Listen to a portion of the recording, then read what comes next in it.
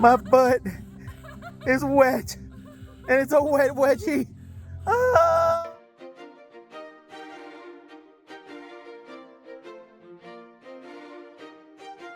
I'm Gary, and this is Coasting with Culture, which is all about combining theme park visits and riding roller coasters with various cultural experiences around the world. Previously, Erica and I spent a day exploring 2 amusement parks in Vienna, starting with a quick visit to Böhmischer Prater with its historic old rides, then continuing to the larger Wiener Prater and its vast assortment of dark rides and coasters. Next, we head outside of Vienna for the next 2 parks, one of which specializes in a delightful frozen treat, and the other that fits in with the many neat smaller theme parks of Europe. Just over an hour south of Vienna, in the town of Krumbach, is the home of Eis Greissler, a local Austrian ice cream company that offers a factory tour experience, a place to try their products, and an amusement park as if it was a miniature Hershey resort, but without the extreme rides and more of a local farm feel, especially as you visit the animals of the petting zoo, which include goats and some rather large rabbits. There's also the ability to view the pasture where the cows that provide milk used to make their ice cream can be seen, although they might have been hanging out in the shed at the time of our visit. The games they offer add to the small town farm feel, as they appear to have been built by the park itself. And while most of them looked like those you'd find in various carnivals and midways, one of them was unique and adorable, as you move your feet quickly to move your animal across the field. The main motivation for visiting the park was Buckelbahn, a Gerstlauer bob coaster which has riders lined up single file, and in the case of this coaster, the last car's passengers ride backwards. It's a fairly simple layout, geared more to the families, but a cute ride nonetheless. Speaking of cute rides, their family tower ride Milkshaker fits the bill. The ride features an interactive queue where guests can assist in the collection and flavoring of the milk. Then the cows take over in the shaking process with a machine they devised, as one of them controls it from the tower. I always enjoy when smaller parks take such detail with their rides, and this was a great example of it. So Erica, what'd you think about the cow controller? That's utterly cute.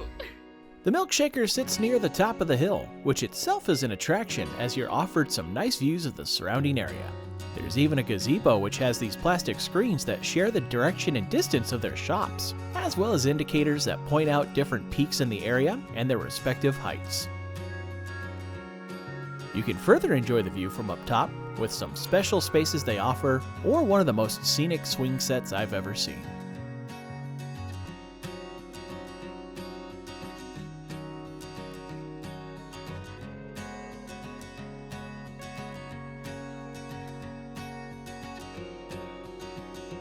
There was some construction going on, but I can't imagine it's for the addition of a major coaster or anything like that.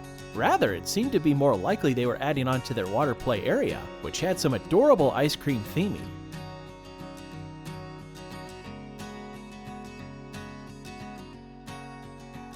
They also had one of those water manipulation play streams, like we had seen a couple days earlier, although the water from this one went into a small pool with rafts and obstacles. I wasn't really looking to get wet, as what could have potentially happened by misplacing a step on one of those obstacles. But their large dry slide tower seemed to have become a water slide because of earlier rain.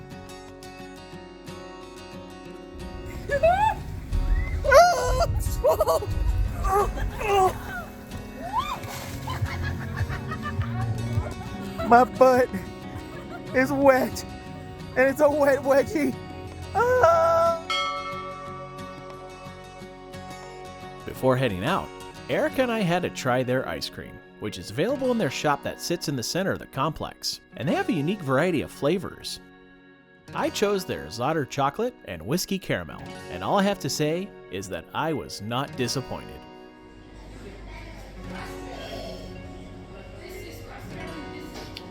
God, that is delicious.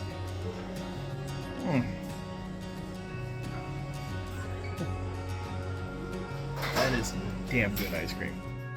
While I didn't know about this place until looking into the coaster that's there, I'm glad we came and would happily come back for more of that delicious ice cream. as well as to check out their factory tour experience. For now though, we had another park to visit, and that was Family Park, located in the town of St. Margarethen. While not among the largest theme parks in Europe, it is quite a bit larger than the previous park, and the theming here is better than what you would find at a Six Flags park back home in the States, with 4 main themed areas between Adventure Castle, Adventurer's Island, Fairy Tale Forest, and the Barnyard. Throughout the park, they have a variety of animatronic displays adding to their entertainment offerings, whether they emulate a band performing at a concert or utilized for a very hilarious gag. Lunzenkraut und Semmelknödel, jetzt hab ich schon einen roten Schädel. Ich sitz schon da seit einer Weile. Macht's zu die Tier, es donnert gleich.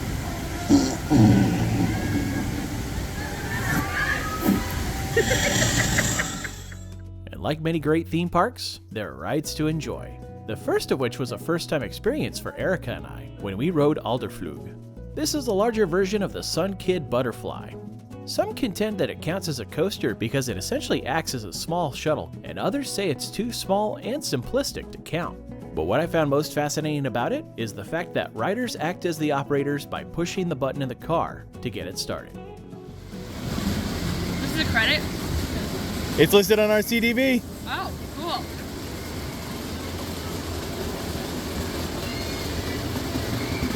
Going upwards. Whoa!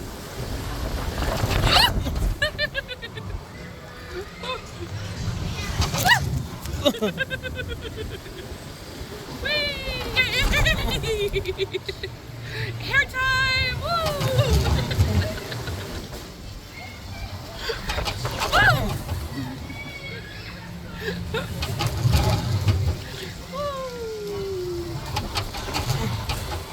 Guess we're gonna just do this for a while. I think we just rock back and forth until we die, until we stop. Yep. Die. There has long been a lore of incredibly shameless credit whoring, and this is prime example number 1. It was cute and fun. Yes, it was. I enjoyed it. As we made our way deeper into the park, we went toward the farm area next, which has a couple different animal rides, including one where you ride a big old chicken around the barnyard, passing by farm workers and animals along the way. What was easily my favorite ride in the park was Beaverberg, an adorable beaver-themed log flume from Intamin that occupies the space of a former petting zoo. And let me tell you, there are a lot of beavers surrounding the ride. You know, if this thing had some brisket and a giant gallon drum of Coca-Cola, you call this Buc-ee's the Ride. It kicks things right off with a drop out of the station, so some riders won't have but 10 seconds of being dry on the ride. And there comes a point where your boat goes into a switch to begin a decently long backwards portion.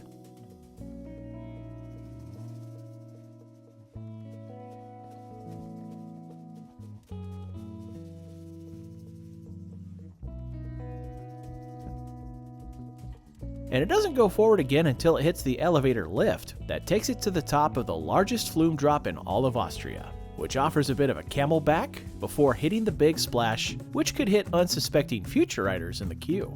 So some folks could get wet before they even board the ride. And just how wet can you get? I believe her that this ride has made me wet. Yeah.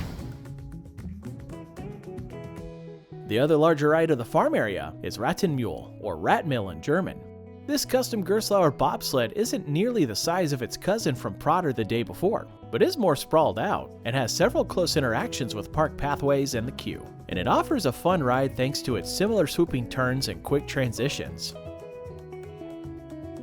Before we left the farm, we decided to try out this adorable piggyback ride, which riders initiate their own dispatch by pressing the button, and then leads you into some cute scenes with other swine. Admittedly, we didn't see as much of the Adventure Castle or Fairy Tale Forest areas as we did the other two, and we spent much of the rest of our time over in Adventurer's Island, which has a neat water play area that leads into a cute little dragon's cave to explore. There's also a fun raft slide that was similar to the one in Denmark, which nearly led to my demise when I rode it with Sloan. Luckily, this experience was far less dramatic. Adventurer's Island also features the largest coaster of the park, Götterblitz. a mock young star coaster, which I'd say is a step above the likes of a Vekoma roller skater, as it has some larger drops than most of the coasters of that type. And I like the way that it interacts with the terrain, riding through trenches and surrounded by bushes and trees.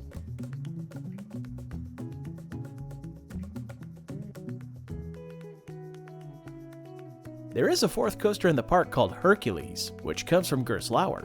But it's their tiny kiddie racer model, which is typically made for the smallest of kids to ride. Yeah, it ain't happening.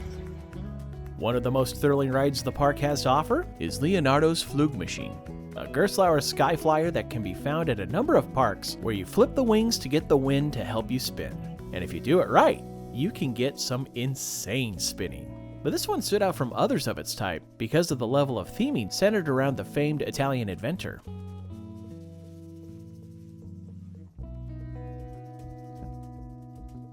The last ride we tried was a smaller crocodile-themed flume that's probably meant more for the younger riders, but big kids like us could ride. And with its smaller size, you'd think that you'd stay pretty dry, especially compared to the larger beaver-themed flume of the park, right? Well... There's a freaking tsunami. Yeah, it's wet. Wanting to dry off from getting drenched was a good excuse to pay a visit to a small donut shop. And what they offer are no ordinary donuts. These came in all sorts of different flavors. Erica had herself a nougat donut, and I the Oreo, which I knew had the Oreo crumbles and frosting on top, but biting into it, I discovered that it was also cream-filled, and it certainly satisfied my sweet tooth. A great way to bring our time at Family Park to an end. I always love getting to see what smaller parks have to offer, and this day was no different thanks to the nice views, homemade games, cute rides, and delicious ice cream of Eis Greissler, and the nicely themed areas and fun rides of Family Park. Even if we had to contend with getting wet at both locations, from the rides or humorous animatronics. And as nice of a day trip as it turned out to be outside of Vienna, there was a lot more to see in the Austrian capital, as we sneak in a couple more rides, while diving deeper into the history and musical nature of the city, including a chance to see an unexpected performance.